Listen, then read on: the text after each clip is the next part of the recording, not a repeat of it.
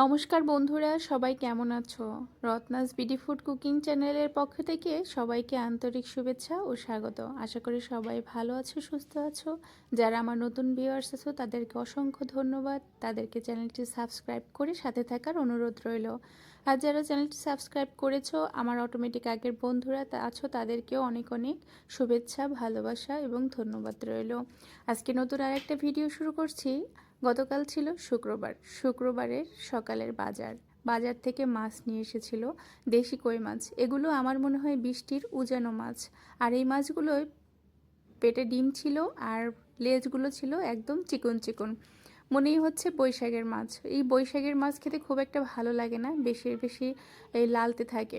যাই হোক, আর নদীর মাছ নিয়ে এসেছিল, নদী থেকেই এনেছিল বায়লা মাছ। আর আছে ছোট ছোট এই যে চাপলি, চেলা মাছ। এগুলো এগুলো খেতে কিন্তু ভীষণ ভালো লাগে, নদীর মাছ বলে কথা।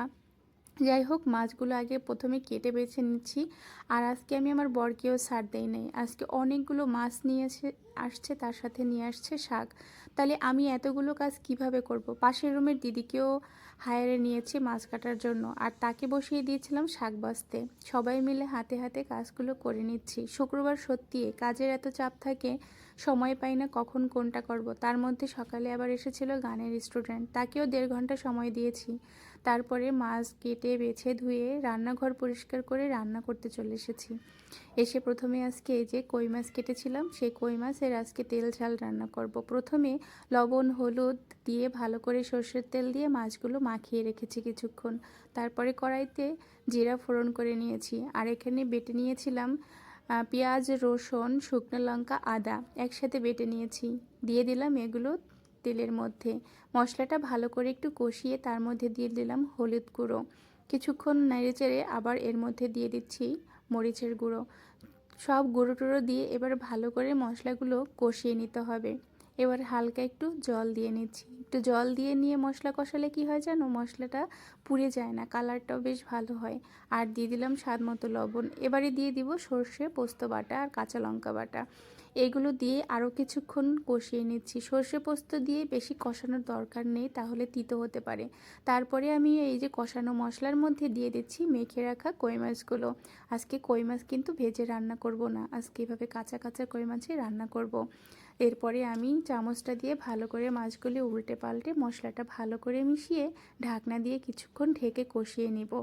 মাছটা একটু ভালো করে কষা কষা হতে থাকুক, আর আমি এদিকে অন্য কাজও সেরে নিয়েছি। যাই হোক, এদিকে কিন্তু মাছ কষানো হয়ে গিয়েছে।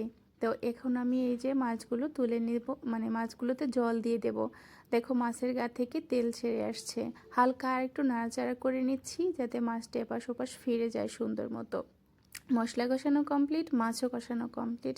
এবারে আমি এর মধ্যে দিয়ে দেব পরিমাণ মতো ঝোলের জন্য জল।